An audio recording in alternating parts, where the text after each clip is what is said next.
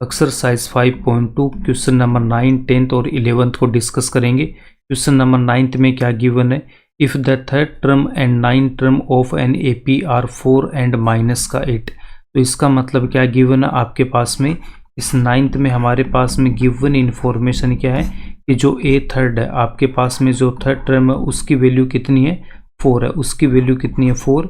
और यहाँ पे जो ए 9 है उसकी वैल्यू कितनी है माइनस का 8, और ए 9 की वैल्यू कितनी गिवन है माइनस का 8। इतनी इन्फॉर्मेशन हमें यहाँ पे गिवन है। यदि किसी एपी के तीसरे और 9वें पद क्रम से 4 और माइनस 8 है। अब हमें क्या बोला कि which term of this AP is 0, इस एपी का कौन सा पद है वो 0 होगा। ठीक है, तो हमें फाइंड आउट क्या करना है, फाइंड आउट करना है कि एपी का कौन सा पद 0 है। इसका मतलब हम यहाँ पे क्या लेंगे कि जो nth टर्म है वो क्या हो जाएगा मेरा 0 हो जाएगा। तो an इक्वल्स टू हम यहाँ पे 0 लेंगे कि हम ये लेंगे जो nth टर्म है आपका वो क्या हो जाएगा 0 हो जाएगा। तो कौन सा पद शून्य होगा, तो हम बोलेंगे यहाँ पे nवा पद है वो क्या होगा शून्य होगा। तो an को हम क्या करेंगे 0 के इक्वल लेके चलेंगे। अब इसके बाद इसको हम कैसे सोल्व करेंगे, यहाँ पे देखो an का फॉर्मूला क्या होता है a प्लस n माइनस का 1d इक्वल्स टू 0। तो अब यहाँ से हमें क्या करना है, देखो यहाँ से आपको a की वैल्यू फाइंड आउट करनी है और d की वैल्यू फाइंड आउट करनी है, और हमें क्या चाहिए यहाँ पे n चाहिए। तो n की वैल्यू तो हमें फाइंड आउट करना है, तो उसके लिए हमें क्या करना है a की वैल्यू चाहिए और d की वैल्यू चाहिए। a और d की वैल्यू के लिए हमें क्या गिवन है a3 equals to 4 and a9 equals to minus का 8 गिवन है। तो a3 इक्वल्स टू कितना गिवन है 4, और दूसरी इक्वेशन हम कहाँ से बनाएंगे, दूसरी इक्वेशन बनाएंगे a9 इक्वल्स टू माइनस 8 से। तो a3 को मैं क्या लिखूंगा, a3 को मैं यहाँ से लिख सकता हूँ a लिखूंगा प्लस में d लिखूंगा। 3 है तो 3 से a कम कितना 2, तो उस 2 को हम d से मल्टीप्लाई करेंगे इक्वल्स टू कितना हो जाएगा 4, इक्वेशन नंबर 1। उसके बाद इस a9 को कैसे लिखेंगे a प्लस d, और 9 से a कम करेंगे 8, तो d को मैं 8 से मल्टीप्लाई करूंगा और इक्वल्स टू में कितना आपके पास में माइनस का 8, इसको हम बोलेंगे इक्वेशन नंबर 2। अब हमें a और d की वैल्यू चाहिए, तो इक्वेशन नंबर 1 में से इक्वेशन नंबर 2 को माइनस करेंगे, तो a प्लस का 2d इक्वल्स टू 4, और यहाँ पे कितना लिखूंगा a प्लस का 8d इक्वल्स टू माइनस का 8। अब इक्वेशन नंबर 1 में से इक्वेशन नंबर 2 को माइनस करेंगे तो इनके साइन चेंज हो जाएंगे, प्लस है तो माइनस, प्लस है तो माइनस, माइनस है तो प्लस। अब यहाँ से प्लस के a से माइनस का a कैंसिल आउट होगा, तो LHS में क्या रह जाएगा प्लस का 2d माइनस का 8d, प्लस का 2d माइनस का 8d इक्वल्स टू RHS में कितना रह जाएगा 4 और प्लस का 8 रह जाएगा, प्लस का 2d माइनस का 8d, तो यहाँ से कितना हो जाएगा माइनस का 6d इक्वल्स टू 4 प्लस 8 कितना हो जाएगा 12, और d की वैल्यू कितनी आ जाएगी 12 अपॉन माइनस का 6, और इसको कैंसिल आउट करूंगा तो माइनस का 2, तो d की वैल्यू कितनी आ गई मेरे पास माइनस का 2 आ गया।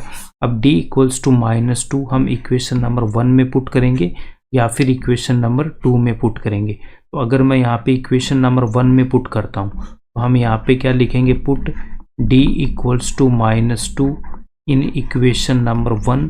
इक्वेशन नंबर 1 क्या था मेरे पास a प्लस का 2d इक्वल्स टू 4, और यहाँ पे मैं d की वैल्यू पुट कर दूंगा, d की वैल्यू पुट कर दूंगा कितना माइनस का 2, तो यहाँ से मेरे पास कितना हो जाएगा a प्लस और d की मल्टीप्लाई में 2 इक्वल्स टू में 4।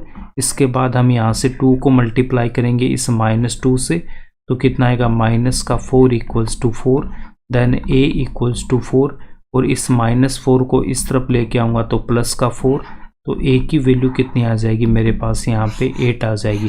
तो a की वैल्यू 8 आ गई और d की वैल्यू कितनी है माइनस का 2 है, तो a इक्वल्स टू कितना 8 एंड d इक्वल्स टू कितना माइनस का 2। फाइंड आउट करना है कि कौन सा टर्म 0, तो हम यहाँ पे क्या लेके चले कि जो nth टर्म है वो हमारा 0 है, और nth टर्म का फॉर्मूला क्या होता है मेरे पास a plus n minus 1d equals to 0। अब हम इस फॉर्मूले में a की वैल्यू पुट कर देंगे और यहाँ से हम इसकी d की वैल्यू पुट कर देंगे, तो a की वैल्यू यहाँ पे 8 प्लस n माइनस 1 d की वैल्यू माइनस 2 इक्वल्स टू 0। अब नेक्स्ट स्टेप में इस 8 को मैं इस तरफ लेके आऊँगा तो माइनस का 8, और यहाँ पे n माइनस 1 इंटू में माइनस 2, n माइनस 1 और ये जो -2 है उसको मैं इस तरफ लेके जाऊंगा तो इसके डिनोमिनेटर में आएगा। यहाँ से माइनस कैंसिल आउट करेंगे और 2 से इसको कैंसिल आउट करूंगा तो 4, n-1 इक्वल्स टू 4। और नेक्स्ट स्टेप में ये -1 उस तरफ जाएगा तो यहाँ पे प्लस का 1, तो n की वैल्यू कितनी आ जाएगी मेरे पास, n की वैल्यू 5 आ जाएगी। n इक्वल्स टू 5 आ गया तो हम यहाँ पे क्या लिखेंगे, therefore fifth term of this AP is 0। दी गई AP का 5वां पद शून्य होगा और ये इसका आंसर हो जाए। 10th क्वेश्चन में हमें क्या बोल रखा कि the 17th term of an AP exceeds its 10th term by 7, find the common difference. किसी AP का 17वां पद उसके 10वें पद से 7 अधिक है, इसका सारों अंतर ज्ञात करो। यहाँ पे देखो, अगर मैं इस 10th वाले पद को, 10th जो टर्म है उसको अगर मैं यहाँ पे लेता हूँ 100, तो ये जो 17th वाला जो टर्म है वो क्या हो जाएगा, इससे 7 अधिक है, तो इसकी वैल्यू क्या हो जाएगी, 107 होगी। तो मैं इस 107 को क्या लिख सकता हूँ, यहाँ पे देखो, ये जो 107 है, इस 107 को हम क्या लिख सकते हैं, क्या इस 107 को मैं लिख सकता हूँ 100 + 7, ये भी कितना हो जाएगा, 107 होगा। अब यहाँ पे हमें क्या गिवन है, ये जो 107 है वो क्या है मेरे पास में 17 टर्म है, तो इसको हम क्या लिखेंगे, A17।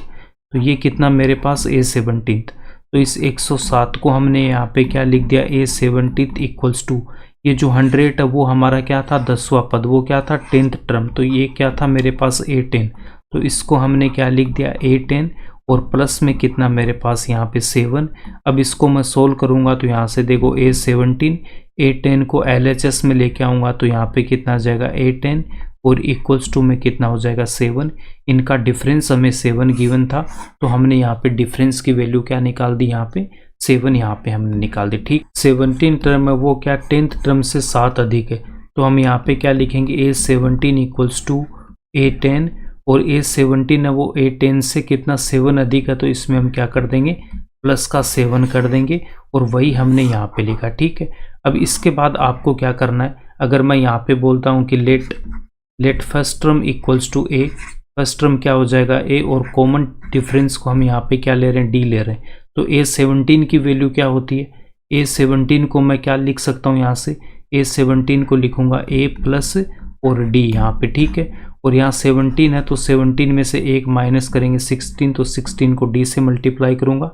इसके बाद यहाँ पे माइनस है तो माइनस, और इस A10 को क्या लिखूँगा, इस A10 को हम यहाँ पे लिखेंगे A प्लस और यहाँ पे D, और 10 है तो 1 इससे माइनस करेंगे तो 9, और D को मैं 9 से मल्टीप्लाई करूँगा इक्वल्स टू में कितना 7।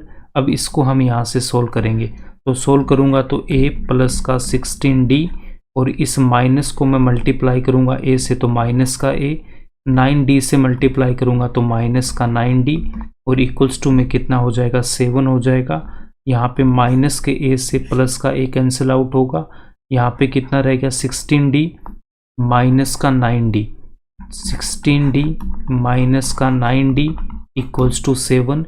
16D में से माइनस का 9D करूँगा तो यहाँ पे कितना रह जाएगा आपके पास 7D equals to 7, then D equals to 7/7 equals to 1, तो D की वैल्यू कितनी आ गई 1, और यही था आपके पास में कॉमन डिफरेंस। तो इसका मतलब हमारे पास कॉमन डिफरेंस कितना आ गया 1, और ये इसका आंसर हो जाएगा। 11th क्वेश्चन में गिवन है which term of the AP will be 132 more than its 54 term. AP का कौन सा पद उसके 54वें पद से 132 अधिक होगा, तो हम यहाँ पे मान के चलेंगे जो AN टर्म है, जो nth टर्म है वो 54वें पद से या फिर 54 टर्म से 132 अधिक है। इसका मतलब यहाँ पे क्या लिखेंगे हम कि जो AN है वो A54 से कितना ज़्यादा है 132, तो यहाँ पे हम क्या लिखेंगे प्लस का 132 लिखेंगे। यहाँ से हमारी इक्वेशन बन जाएगी।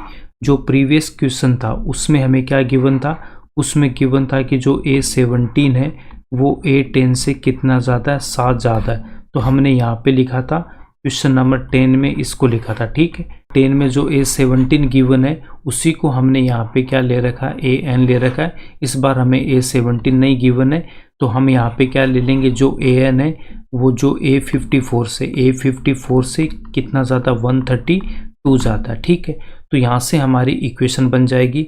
नेक्स्ट स्टेप में यहाँ से हम क्या लिखेंगे AN और ये जो A54 है इसको LHS में लेके आऊँगा तो माइनस का A54 इक्वल्स टू में कितना हो जाएगा 132 होगा।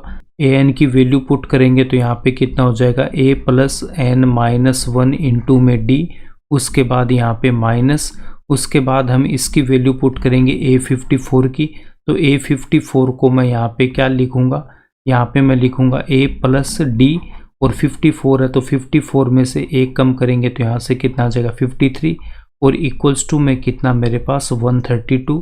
नेक्स्ट स्टेप में यहाँ से इसको सोल्व करूँगा तो a प्लस n माइनस का 1d और इस माइनस को मल्टीप्लाई करूँगा तो माइनस का a माइनस का 53d इक्वल्स टू 132। यहाँ पे माइनस के a से प्लस का a कैंसिल आउट होगा, रिमेनिंग वैल्यू क्या रह जाएगी n माइनस 1d माइनस का 53d इक्वल्स टू 132 और उसके बाद इन दोनों में हमारे पास में कॉमन क्या आ रहा है, d कॉमन आ रहा है। यहाँ से मैं d को कॉमन लूँगा तो इसमें क्या रह जाएगा n माइनस का 1 और यहाँ से माइनस का 53 इक्वल्स टू में 132। नेक्स्ट स्टेप में d को उस तरफ लेके जाऊँगा तो 132 के डिनोमिनेटर में d आएगा, LHS में कितना n माइनस 1 और माइनस का 53, इसको सोल्व करूँगा n माइनस 1 और यहाँ पे कितना माइनस का 53 equals to 132 upon d, then n minus 54 equals to 132 upon d। अब यहाँ पे देखो हमें क्या चाहिए, d की वैल्यू चाहिए, यहाँ पे हमारे पास d की वैल्यू नहीं है। अगर हमें d की वैल्यू मिल जाएगी हम यहाँ से n की वैल्यू फाइंड आउट कर लेंगे। तो d की वैल्यू के लिए हमें क्या इन्फॉर्मेशन गिवन है, हमें यहाँ पे AP गिवन है तो हमारे पास ये A1 A2 A3 ऐसे हो जाएगा।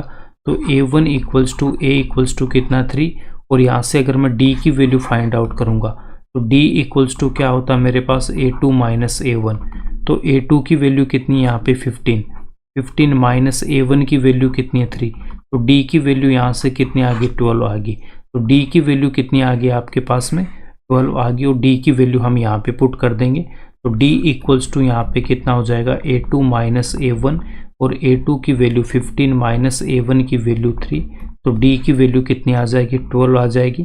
तो नेक्स्ट स्टेप में मैं यहाँ पे लिखूँगा n माइनस का 54 इक्वल्स टू 132 अपॉन और यहाँ पे D की वैल्यू पुट कर दूंगा कितना 12, 132 को 12 से कैंसिल आउट करूँगा तो यहाँ पे 11 आएगा। नेक्स्ट स्टेप में कितना आ जाएगा 11 और ये जो माइनस का आपके पास में 54 है ये इस तरफ आएगा तो यहाँ से कितना आ जाएगा प्लस का 54, देन n इक्वल्स टू कितना आ जाएगा यहाँ पे 65 आ जाएगा। n इक्वल्स टू 65 आ गया तो हम यहाँ पे लिखेंगे therefore 65th term will be 132 more than its 54 term, 65वां पद 54वें पद से 132 अधिक होगा, ये इसका आंसर हो जाएगा।